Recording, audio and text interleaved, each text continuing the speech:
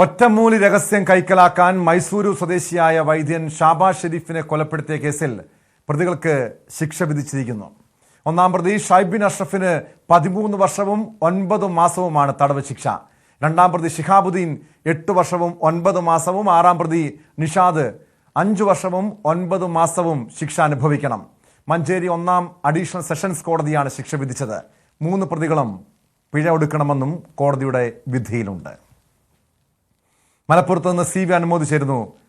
അനുമോദ്, നമ്മൾ ഇതിൻ്റെ ഈ പ്രതികളെ കുറ്റക്കാരെന്ന് വിധിച്ച ദിവസം, കണ്ടെത്തിയ ദിവസം അന്ന് വിശദമായി ഈ വിഷയം ചർച്ച ചെയ്തതാണ്. കാരണം മൃതദേഹം കണ്ടെത്താത്ത, പോസ്റ്റ്മോർട്ടം റിപ്പോർട്ടില്ലാത്തൊരു കേസ്, ശാസ്ത്രീയ തെളിവുകളുടെയും സാക്ഷിമൊഴികളുടെയും അടിസ്ഥാനത്തിൽ പ്രതികളെ കുറ്റക്കാരെന്ന് കണ്ടെത്തിയ അപൂർവമായ കേസുകളിലൊന്ന്. ഇതിൽ ഒരു കൊലക്കേസാണ്. പക്ഷെ അവിടെ കൊലക്കേസാണ് എന്ന് കണ്ടെത്തിയിട്ടും, കൊലപാതക കുറ്റം അടക്കം തെളിഞ്ഞിട്ടും ഈ പ്രതികൾക്ക് ഒരു ജീവപര്യന്തം ശിക്ഷയില്ല, 13 വർഷം തടവ് ശിക്ഷ. ഇത് ഈ പ്രോസിക്യൂഷൻ്റെ നിലപാടെന്തായിരുന്നു? കോടതിയിൽ പ്രോസിക്യൂഷൻ ഈ വിധിയിൽ തൃപ്തരാണോ? ശിക്ഷാവിധിയുടെ വിശദാംശങ്ങൾ.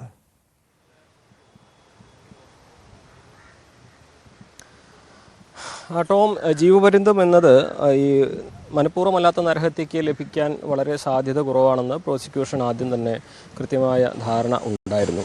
നിലവിൽ പക്ഷേ നമ്മൾ ഈ ജീവപര്യന്തം ലഭിച്ചില്ല എന്ന് പറയുന്നതിനേക്കാൾ ഇവിടെ പറയേണ്ടത് 13 വർഷം 9 മാസം ഒറ്റ കാലയളവായിട്ട് പ്രതികൾ, ഈ മുഖ്യപ്രതി അനുഭവിക്കേണ്ടതായിട്ടുണ്ട് എന്നുള്ളത്. നമ്മൾ ആ വിധിയുടെ വിശദാംശങ്ങളിലേക്ക് പോവുകയാണെങ്കിൽ, ഷൈബിൻ അഷ്റഫിനെതിരെ ഗൂഢാലോചന, തടവിൽ വെക്കൽ, തെളിവ് നശിപ്പിക്കൽ, നരഹത്യ കുറ്റങ്ങളാണ് മനഃപൂർവ്വമല്ലാത്ത നരഹത്യ കുറ്റങ്ങളാണ് ചുമത്തിയിട്ടുള്ളത്.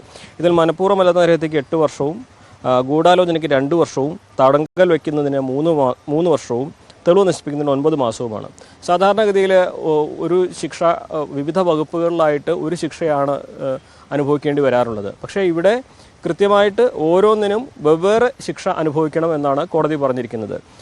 അതായത് ഷൈബിൻ അഷ്റഫ് ഈ 8 വർഷം എന്ന ഈ ശിക്ഷാ കാലാവധിക്ക് പുറമെ ഗൂഢാലോചനയ്ക്കും തടവിൽ വയ്ക്കുന്നതിനും തെളിവ് നശിപ്പിച്ചതിനും ഒക്കെയുള്ള ശിക്ഷകൾ അനുഭവിക്കേണ്ടതായിട്ടുണ്ട്. മറ്റു പ്രതികൾക്കും, അതായത് രണ്ടാം പ്രതിയായിട്ടുള്ള ഷിഹാബുദ്ദീൻ 8 വർഷവും 9 മാസവുമാണ് ആകെ അനുഭവിക്കേണ്ടത്.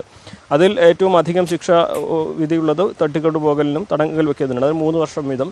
അതേപോലെ ഗൂഢാലോചനയ്ക്ക് 2 വർഷവും, തെളിവ് നശിപ്പിക്കലിന് 9 മാസവും.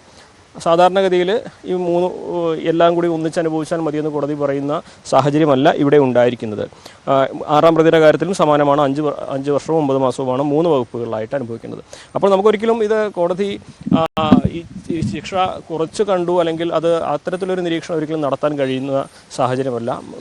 ഇതൊരു പ്രത്യേകതരം കേസായിട്ട് വേണം കാണാൻ. കാരണം അസ്വാഭാവിക മരണത്തിന് മാത്രം കേസ് രജിസ്റ്റർ ചെയ്യാവുന്ന സാഹചര്യത്തിൽ നിന്ന് കൊലക്കുറ്റത്തിന് കേസ് രജിസ്റ്റർ ചെയ്ത് ശാസ്ത്രീയമായിട്ട് കേരള പോലീസ് ഇതുവരെ പരീക്ഷിക്കാത്ത പല രീതികളും പരീക്ഷിച്ച് സയൻറ്റിഫിക് എവിഡൻസിൻ്റെ മാത്രം പിൻബലത്തോടെ, ഒരു സാക്ഷിയുടെ പോലും മൊഴിയില്ലാതെ, ഒരു ടെലിഫോൺ രേഖ പോലും ഇല്ലാതെ ഇത്തരത്തിലൊരു കുറ്റപത്രം കോടതിയിൽ സമർപ്പിച്ച് അതിൽ പ്രധാനപ്പെട്ട 3 പ്രതികൾക്ക് ശിക്ഷ വാങ്ങിച്ചു കൊടുത്തു എന്നതിനെ നമുക്ക് ഒരിക്കലും വലിയ കാര്യമായിട്ട് തന്നെയാണ് കാണേണ്ടത്. ഒരിക്കലും ചെറുതായി കാണാൻ കഴിയുന്നതല്ല. അതൊരു മാതൃകാപരമായിട്ടുള്ള കേസ് അന്വേഷണം, മാതൃകാപരമായിട്ട് ചരിത്രവിധിയായിട്ട് തന്നെ വേണം കാണുവാൻ.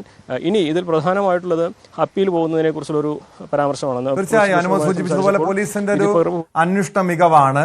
കാരണം യാതൊരു തെളിവുമില്ലാതിരുന്ന കേസിൽ ശാസ്ത്രീയ തെളിവുകളിലൂടെ ഈ കുറ്റം തെളിയിക്കാൻ കഴിഞ്ഞത്.